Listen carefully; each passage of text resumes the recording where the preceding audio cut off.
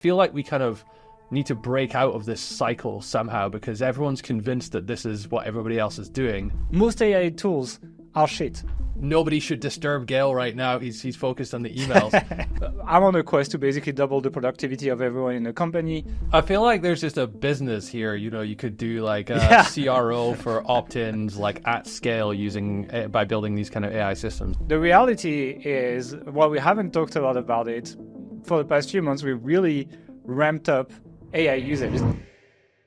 Never lying to the audience is one of our core values. And I don't think you can say we really lied, but we haven't been 100% truthful with you lately, and today we want to come clean. For our defense, I have to say, what we did was more of a social experiment that you get to benefit from today than a real deception. But before I tell you what we have lied on, I have something to say. Every time I open YouTube, I am buried under a sea of hypey videos about AI that will tell you how to make money with it. I get excited, then I click and start watching, and all I see is a basic tutorial with half-assed prompting, prepped in 5 minutes, and there's no way this kind of stuff could ever be used in a professional setting and get good results. And for some reason, many people seem to love this kind of content, even though it's mostly spam, and even though that kind of stuff will get you in trouble in the long run if you use it on a project that you care about. And if I have to be perfectly honest, this kind of content doing so well has discouraged me from talking about how we use AI publicly, mostly because I did not want to be assimilated with this kind of stuff that promises a lot, delivers very little, and promotes spam, which is everything we hate. But that does not mean we haven't been pushing AI forward inside our company. Quite the opposite, actually. While many are cooling off on AI, we've been massively expanding its use in many areas of our business because the models are quietly getting better over time. But I knew I didn't want to be that guy that overpromises and underdelivers when I get to talk about it, so I had to put the proof first by using it in a real professional setting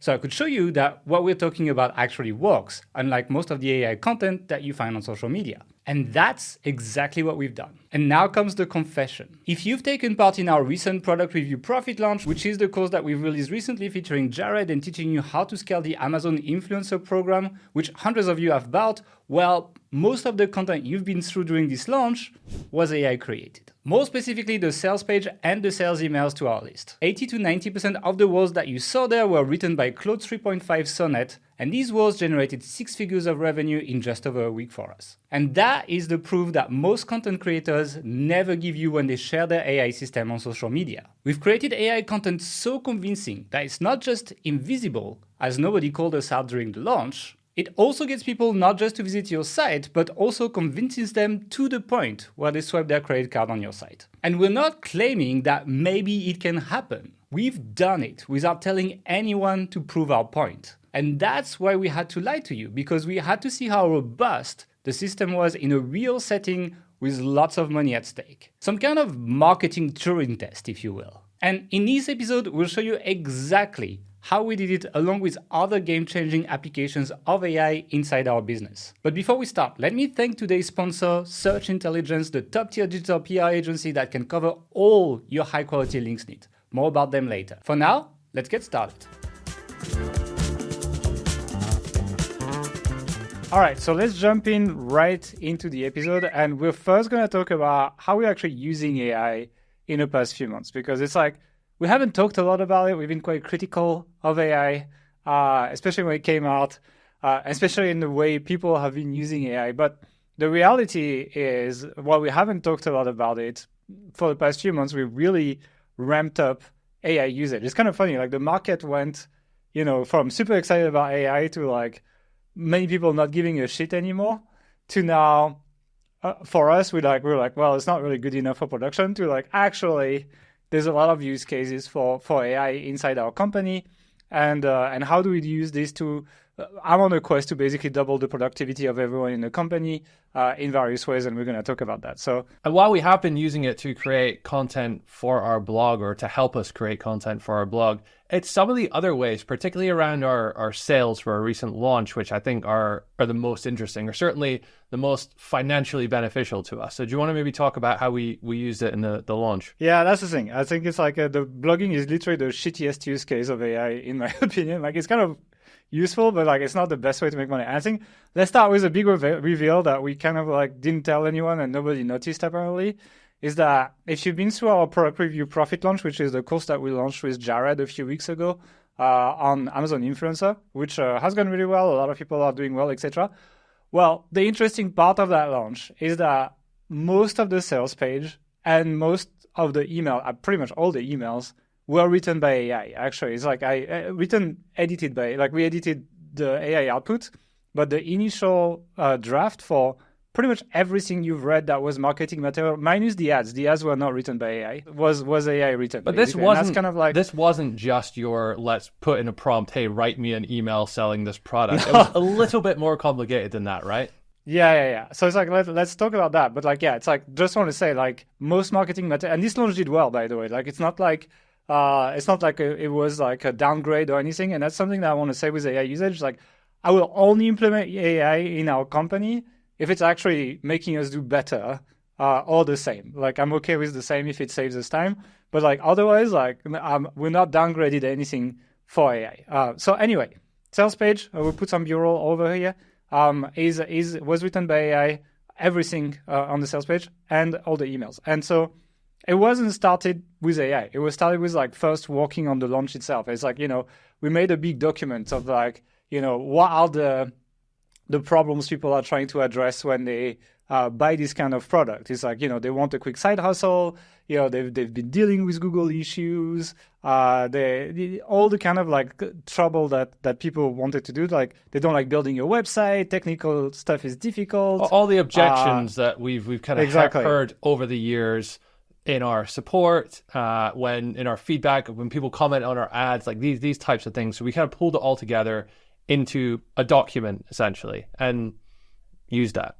And also, like, in that document, we also added like how the product addresses these objections. For example, well, if you're making review videos with your phone, well, you don't need to build a website. There's no complicated tech. If you post videos on Amazon, you don't need to generate traffic, things like that. And also arguments like, the RPM, for example, that is like one of the highest compared to like YouTube or something. So like, we made a big document with lots of information about who it's for, what are the problems people are having with running side hustles online, and how essentially this side hustle answers a lot of these issues so that we could ground AI when we're actually writing stuff, right? So like that was step one for me. It's like myself as the operator understanding what actually we're trying to solve and what we're trying to sell. And AI, I can brainstorm with it. Like, I had some chats with it to like kind of like, it's more like a soundboard, where you just kind of like give your arguments and counter arguments, etc., to try to help you voice these things. But the thing is, like, I'm good at figuring this stuff out, but like I'm a non-native speaker, right? So it's like it's sometimes difficult to articulate in a way that makes people excited, for example. And that's where AI was like extremely useful. So I've actually built like a Claude Sonnet. So I use Sonnet, which is significantly better at writing than ChatGPT, actually, like really, really a lot better. And I built like what they call a custom project, but it's similar to a custom GPT, right? I'm going to share my screen with you so you can actually see. You guys can see as well if you're watching the video. If you're not watching the video, I'm just going to describe what you can see. So what my essentially project work as is like I first wrote a system prompt. A system prompt basically tells it, what it is. You're a copywriter. You will provide it with input like a task description. And then you will get like documents, company information, swipe file, blah, blah, blah, etc. And how to sync, and then generate copy. And then, it has a bunch of best practices. And I give it a lot of documents on how to work. So the first thing I do is I do a swipe file.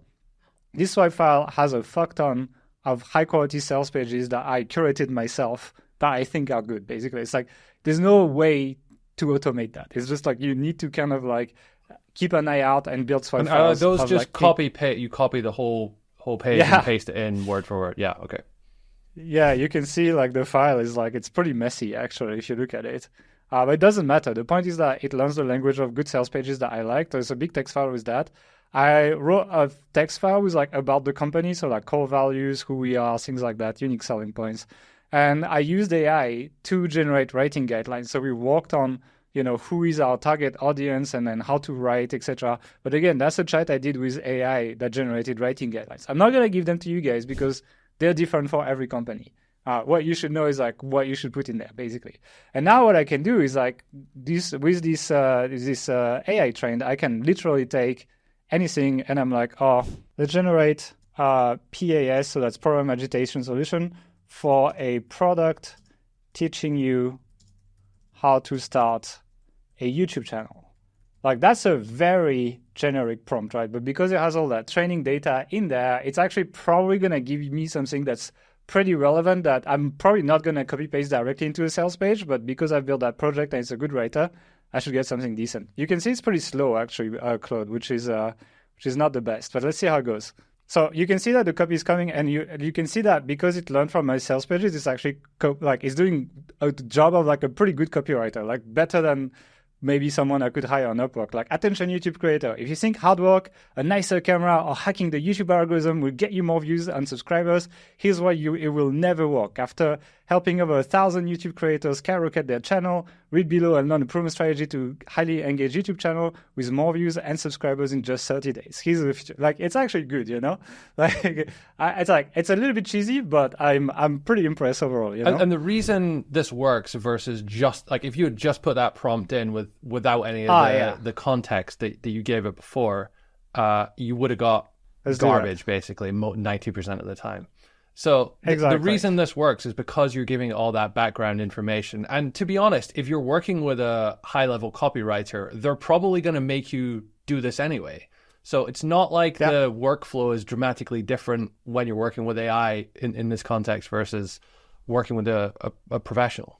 Exactly. It's like anyway, they would ask you examples of sales pages you like. Anyway, they would ask you like what tone of voice you want to use. Anyway, they would ask you all that stuff, except I get my results right away. So you see, I put the same prompt into Claude, but without the training. And I'm getting something that's much more generic here, something I would not necessarily be very happy with, but like using my sales page copywriter, if I go check this, it's like this result is way more usable and would probably generate way more sales. So essentially, that's one of the first uses we have. We use this as a copywriter and then just basically tweak what we get into sales pages. But we use that for email marketing the exact same way. I built a swipe file of high quality emails, and after that, we actually made a plan of like a schedule for emails. I wrote some bullet lists of like what I want to say in each email, more or less. But like I give it 5 bullets and it writes me an email that's super well copyrighted. If you want to see samples, go check in your inbox for the emails we sent you during the product preview profit launch, because pretty much all of it is AI written. And I actually A/B tested some AI written emails against my emails that I write. And most of the time, the AI actually did a better job. It actually won against my copywriting, which was pretty impressive. And this is one of the big benefits of being able to rapidly create these types of emails is you can A/B test till your heart's content, right? We didn't always do that in the past in previous launches. And it takes time. I remember, especially the one like just after New Year, you were like working furiously between Christmas and New Year, trying to get all the emails. And it's like you're in that mode, like, nobody should disturb Gail right now. He's focused on the emails. But now it's like, oh yeah, I'll just generate them, no problem. Like, it goes really fast. So it gives you a lot of agility, I guess, in your business. Even Jared, right? It's like at some point Jared needed some help with feedback on his emails. I was able to just take his stuff, throw it in there, and just have it fixed a lot actually. I don't know if he used it, but like it's so easy now to just implement this. And then I just need to edit the files about the company or something, and I can implement it somewhere else. But yeah, the A/B testing, so powerful. Like, for example, let me show you another example of how we use this AI. So this is Opt-in Monster, right? Opt-in Monster is like the opt-in pop-ups we run on our website. That's how we collect a lot of emails. And this is like a fresh batch of pop-up that we've launched yesterday. Like, if I refresh it, there's probably going to be more opt-ins. But the idea is that we know we all should A/B test this stuff, but it takes time. And it's like, I'm not necessarily very creative. Like, I don't know what headline to test or whatever. Like, it's difficult, right? With AI, with this same copywriter, I've been able to generate lots of variations of our pop-ups. So you can see, for example, here, we're testing 3 different ones. And you can see the conversion rate is a big difference. So you can see this one is at 2.79% opt-in rate, while this one is at 1.9, while this one is at 1.89. 1.89 to 2.79 is actually a big difference. It's huge, like 1.89. So like that's a 47% increase. So like just from like quickly running this, and I literally throw a screenshot of my pop-up to Claude, to this copywriter that knows how we write. And I'm like, make me variations. I just, and then I pick the ones I like the best. And same with this one. For example, look at the mobile one. 4.96% optimal rate, which is pretty good. 3.28, but look at this one, 5.94. For pop-up, that's really impressive, yeah. Versus 3.28. That, and it's like, it's not a ton of numbers yet, but there's still like 38 opt-ins already. Like it's like it's gonna move, but it's gonna win. I think this one, but like you're looking at almost double the opt-in rate by using this stuff, and it's like, yeah, it figured out that this headline works best on mobile, for example, and it's super interesting. So like that's one super strong use case for AI. It's like train your copywriter.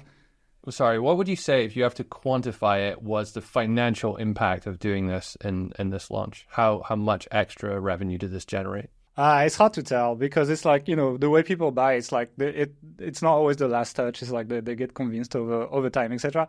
What I know is that over time, like for example, these pop-ups, like they will have a big financial impact on the business because we're going to collect like 20, 30% more email. Like I just need to set myself a task every month to just check the A/B test and then just generate them. It's a 20-minute task to do that.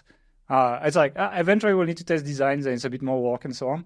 But like if you just test, like this is just testing the headline basically. Like it's so fast with AI, and then you give it a screenshot and it does it. But again, if you just choose a generic AI where you don't train your agents, you'll get generic results. This is the same copywriter that wrote the sales page that did the variations of this headline, and that's why it did it so well, for example. And again, like the way I actually got it to generate relevant headline is I gave it the transcript of the lead magnet video people opt in for. So it knows what comes in the next step completely, and it extracts interesting bits in there. And then it generates that A/B test for you and generates like very relevant titles. So eventually, I'll when I stop getting gains on the titles, I'll jump onto the bullets, and then I'll jump onto the CTA text, and after that, we'll A/B test like completely different designs. That's when it will take a bit more time.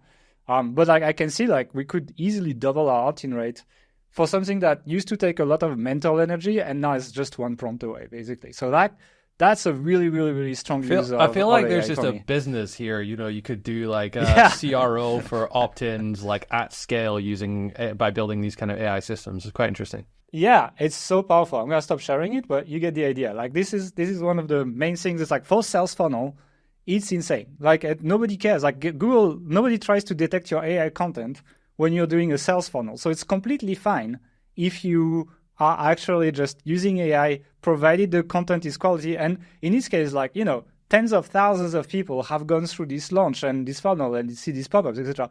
Nobody's asking if it's AI generated or not. And nobody ever mentioned that throughout this launch. It's not an issue provided you train quality agents on your own. So that's the first use of AI. So the thing is, like, that's how we use this for product launches, which is cool. But we also use the same process kind of for the news channel, for Authority Hacker News, actually. So if you're watching Authority Hacker News, which is our other YouTube channel, it's doing okay. The first version of every single script that we read and end up making a video of is actually AI generated. Now, how does the process work? Again, let's talk about the process. Again, it's manual first. Like, you cannot just go to the AI and expect it to make a great video for you. You need to first, we have a news collection process. We use a tool called Readwise Reader that is basically curating all the best sources that we have decided to put in there. We can flag them. We can take notes. These notes go directly into Notion, and that goes into building an outline. Outline process that, by the way, is the same one described in TAS and Authority Hacker Pro. So if you have these courses, this is still useful, but except you can use AI to work with you right now. Once we're done with that really big outline of bullets, we give it to AI, again, pre-prompted agent, like it's prompted on our previous scripts, prompted on everything, and gives us, 80% of the words we say on camera, I would say. Like it's about that. And the last 20%, we just edit it, we shoot it, and that's it. We have a YouTube channel that is, partially powered by AI. We still do work, but it saves a lot of time. It's a huge time saver, this one, yeah.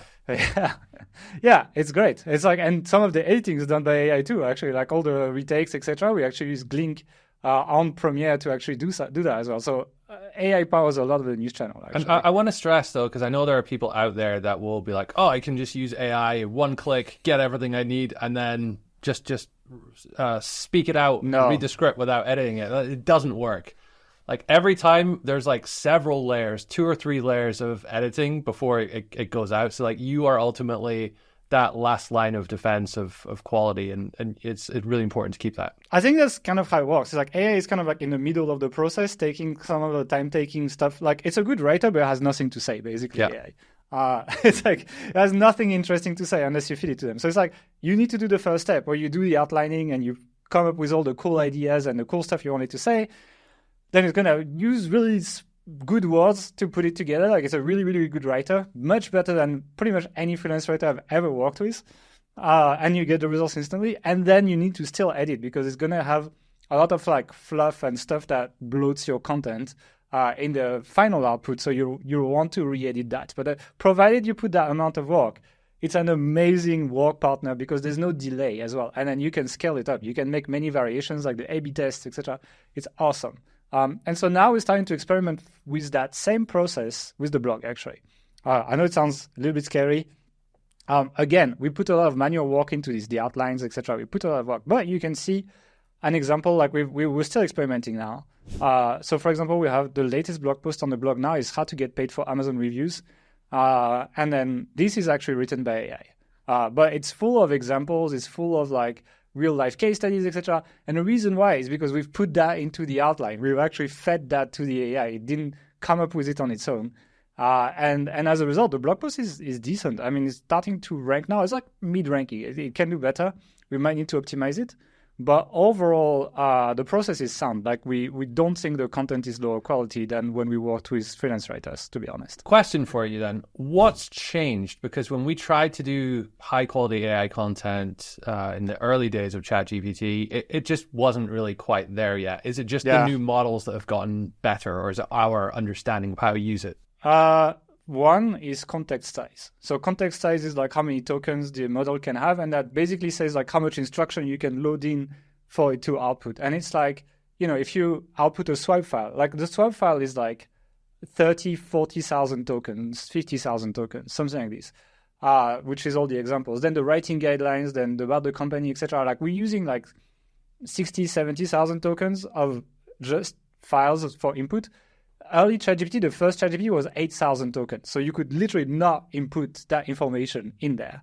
Now, GPT-4o is 128,000 tokens, Claude 3.5, and all Claude models are 200,000. And Gemini 1.5 Pro from Google is 2 million tokens, actually. So you could literally input books in it, and it would still be able to retrieve all of it. So it's like, that's the first thing. The second thing is, the models are smarter and better. 3.5 Sonnet is a big, big upgrade. Most people don't really, I mean, AI people talk about it, but most people that don't really follow this too closely haven't realized, but it's a really good writer, it's a really good coder, so it's like, that's pretty much it. And then obviously as time passes and these technologies are like settling in, we're learning how to use them better, how to instruct better. For example, Claude has actually a prompting tool, which I can share. I'll share my screen quickly. And I'll show you an example. The thing is, like, this tool, it's like you basically go on consult.anthropic.com. You can make a free account, and it'll give you $5 of API credit that you can use. Like you have this screen basically, and you click on generate a prompt. And it's basically an AI that prompts AI very well, basically. So for example, like when I write a prompt, I have this thing. I give the role, like what are you? I give the goal, like create high quality copy that's engaging and boost sales, basically. I give it how to work, first read my prompt, then analyze documents in a knowledge base, then the system prompt, then brainstorm how to execute the task, then execute the task.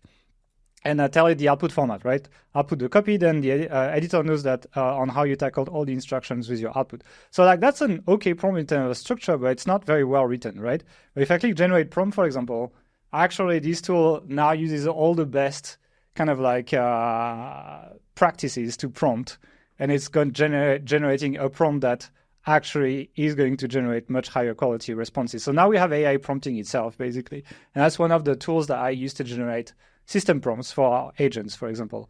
So that's the kind of like stuff that has made things better, I think. And now for a quick word from the episode sponsor, Search Intelligence. How much do you think this digital PR campaign is worth? Wait just 1 minute before you answer. Watch as we hijack the news with Taylor Swift and Barbie to get you the links. Now, we can take this dataset from ONS and paste it right into your emails to get you the links. Now, how much do you think this campaign is worth? Don't answer! Wait until you see Bloomberg, BBC, Forbes, top-tier national and regional news outlets, reactive PR, data PR, expert commentary, over 70 team members at your disposal. This product is so hot, I need a fan! And then, listen to what campaigns we do at no extra charge. Gain character wages, bananas and sleep, best dates for dogs, luckiest UK areas, and many more. All for just how much did you guess?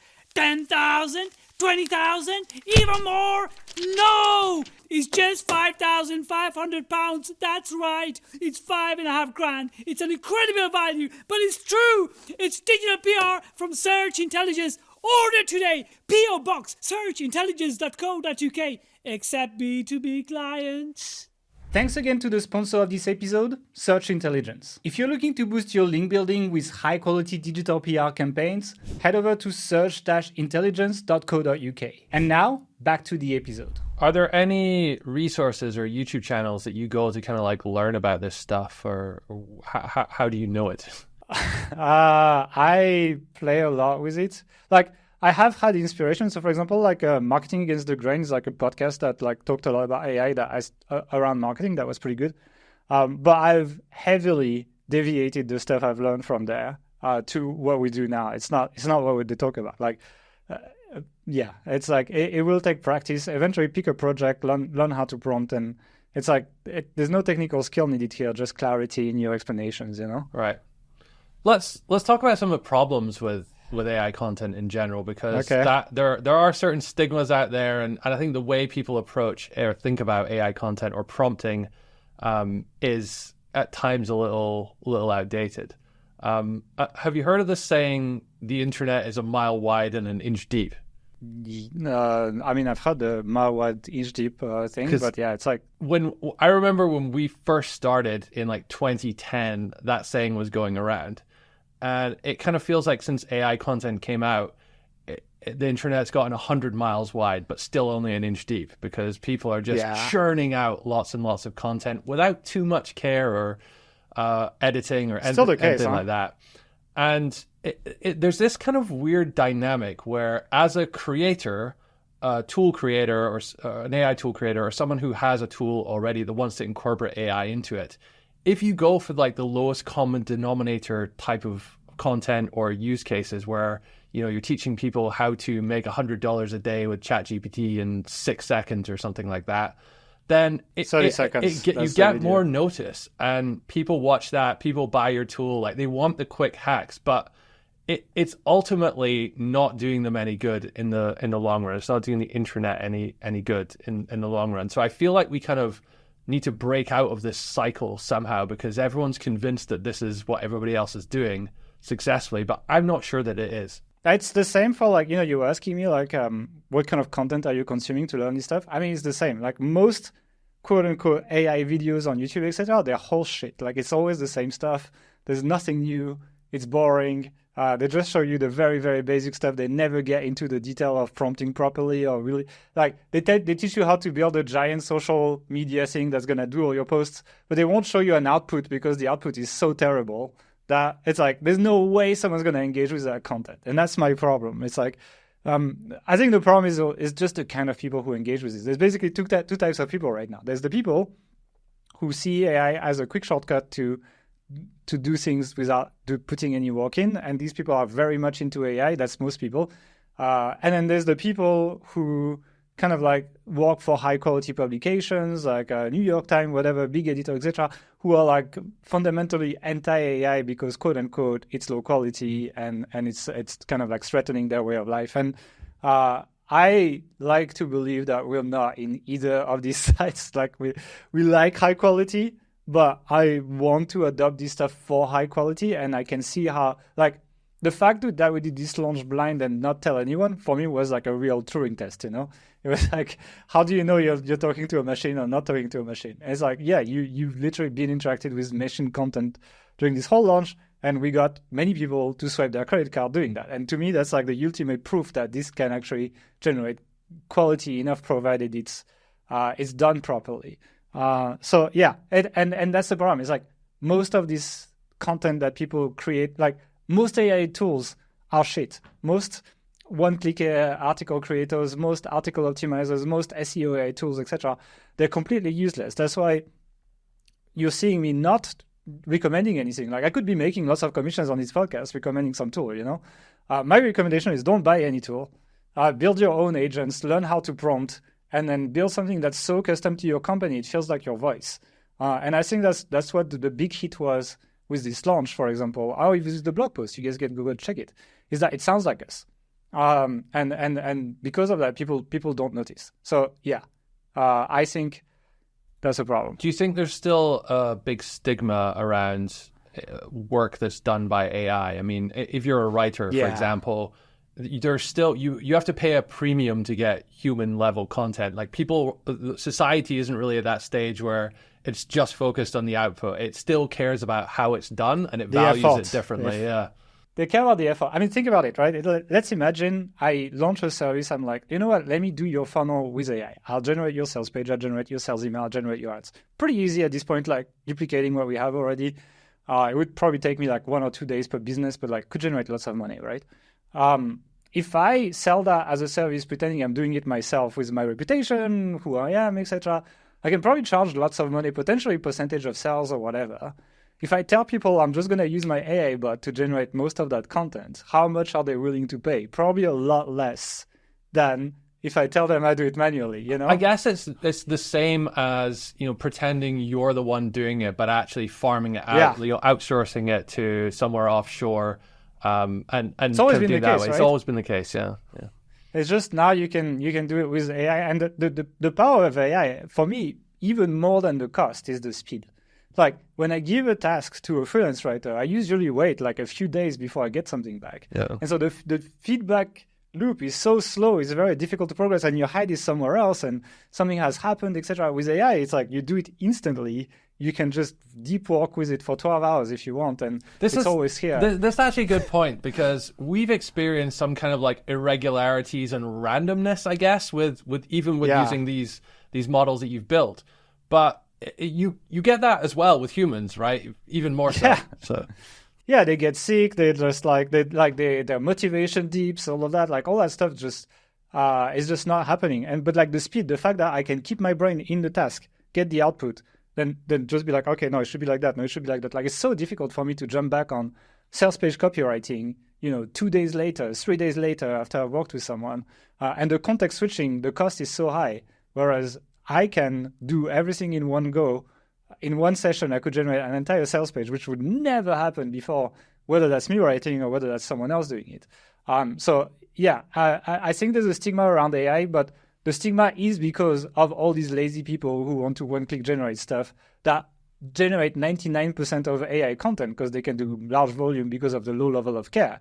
And so like the 1% of people who do a good job, they're almost invisible, and they kind of want to be invisible because they can preserve the value of their work that way, whereas people would be willing to not pay as much money for the output if they knew it was AI generated. It's true. Like even in this podcast, when you're like, and we wrote this article with AI on our site, I'm like, how are people going to feel about that? And but people want to see as well, right? For sure. But like the fact that I'm worried about it is, I know it's a problem, but like it's.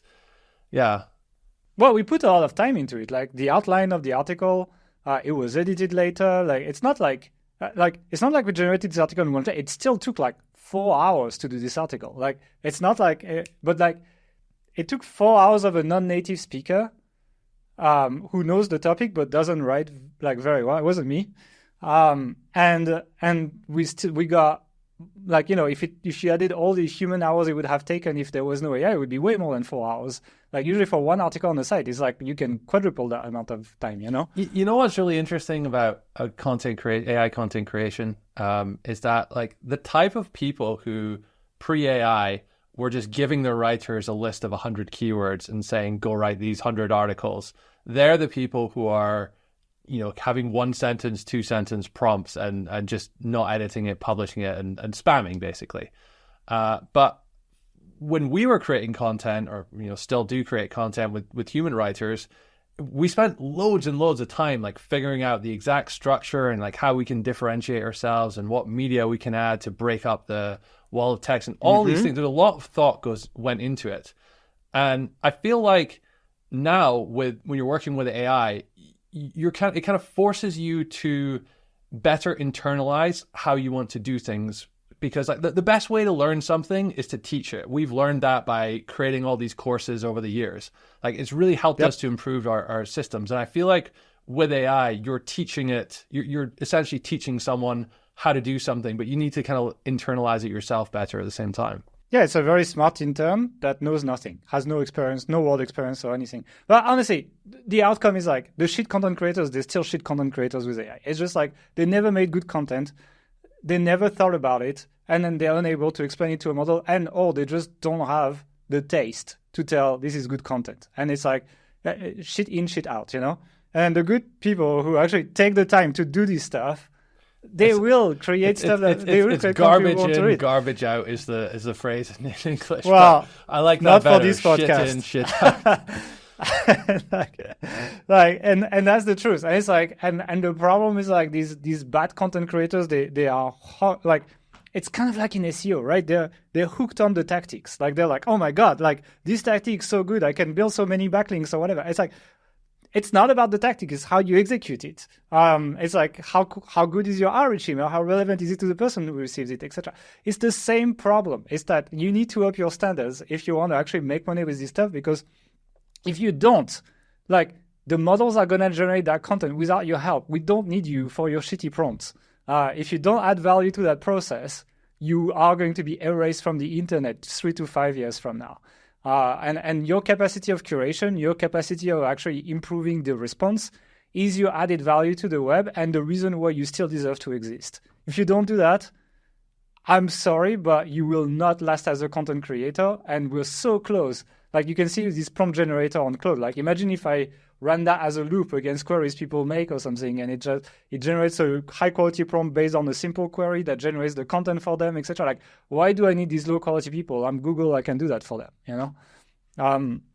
So that's the problem. In my opinion, AI content can be excellent. It can be better than most high quality content creators do it. It can edit your content. It can write well if you give it the right information.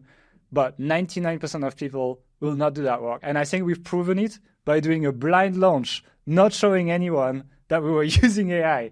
And nobody noticed. The sales numbers are arguably better than some stuff that we've done before. And it just went through. And that was kind of like the social experiment, So we've gone through this process, I think, where AI first came out, there's all this hype, and then maybe we felt a bit let down. Actually, it's not so great. And then the hype went away a little bit.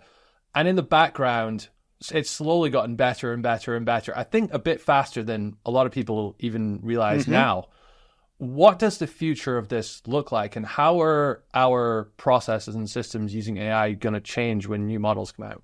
So there's one thing that's still frustrating is like when you put a lot of information into an agent, for example, quite often it's going to ignore some of it. It's just like kind of like cherry pick from your instructions and it's going to miss like 10, 20%. I think the future models will be better at retrieval and just kind of like taking everything into consideration. You said earlier this week that we might have an issue with kind of contradictory information because there's so much detail in some of the files. Yeah. I mean, that happens too, right? It's like, but it's a human problem. It's not an AI problem. It's like, as you build up a lot of files with instructions, writing guidelines, brand guidelines, swipe files, etc., some things might contradict each other. You might tell the AI to be concise and to the point, but at the same time to have vivid details that elicit emotions, for example. Like, let's imagine that you could have this too. It's like, imagine giving these instructions to a human writer. They probably won't give you what you want, like because you're contradicting. Or they'll just make a decision on their own. But in this case, AI is doing exactly the same. Yeah. So it's like, and that's the thing. Like, I'm actually building a review process. I'm building an assistant to help me work on assistant files that reviews all the files and highlights contradictions so we can edit the files together, basically. So it's like, that's the kind of stuff that we're working on internally. There's no YouTube video about that. Nobody talks about that because it's boring. But that's actually the stuff that gets high quality output compared to, one-click make automation to generate 1,000 blog posts, But yeah, so I think in the future, like probably you won't need to prompt as heavily. You will have better retrieval of information. And in general, it's like, hey, it's already a bit like, as I said, a sounding board, like quite often. Like, so for example, also when I build an agent, I have a chatbot to discuss about the output of that agent. And it has the files and everything. I'm like, oh, like, for example, the AI article writer for the blog, it was too verbose, it was kind of like not telling a lot with a lot of words. And it's like, I literally went to that chat agent. I'm like, okay, well, our agent right now, we have a problem. Here's the answer. It's way too many words for way too little information. We just want to get to the point. People don't have time, etc. It helped me reprompt the whole thing, basically. And so I think like future model will essentially do a better job at being this partner in building the tools with you, basically. That's kind of the future. Another thing that's quite important with AI as well is like you don't just build content with it, you can build software with it now. So Claude has these artifacts where you can build simple calculator tools, etc. And I think like the idea of like just creating words is outdated at this point. And we're going to be creating interactive content the same way we've been creating blog posts almost. And so it's going to take content creators to kind of like wrap their head around the idea that it's not just text and images anymore. It's all of it. It's the interactive web at scale for everything generated on the fly almost. So yeah, I'm pretty excited. Like new models coming really soon. They're coming in probably November, December. We don't know exactly, but Anthropic said Claude 3.5 Opus, which is the high-end model, is coming out before the end of the year. So let's see. What impact is that likely to have if we just switch to that? It's slower, but it's smarter, basically. It's just like, it's like helping me debug these things, etc. is going to be faster. Building the tools is going to be faster. The coding is probably going to be better, for example. So building interactive content is going to be easier, like interactive graphs, etc., dashboards explaining stats and so on, like not just words describing things anymore. Like we're going past that at this point. If you made it this far, make sure to hit the like button. It really helps us to know what content you enjoy, so we can make more like it. And while you're down there, why not smash the subscribe button as well, so you don't miss out on the next episode. All right, now back to the podcast. All right, so that's how we use AI content and how you should consider using it. But I'm curious because we have a lot of smart people listening to this podcast. How do you guys use it? Like, go on YouTube, drop us a comment, and give me some ideas. Like, I want to experiment more. I want to do more stuff. I hope you like the crazy social experiment of the launch. It was a bit of a gamble for us to do a launch based on AI content, but so far so good. I'll do it again, 100%. I'm excited for it. So that's pretty much it for this podcast. We hope you guys enjoyed it, and we'll see you for the next one.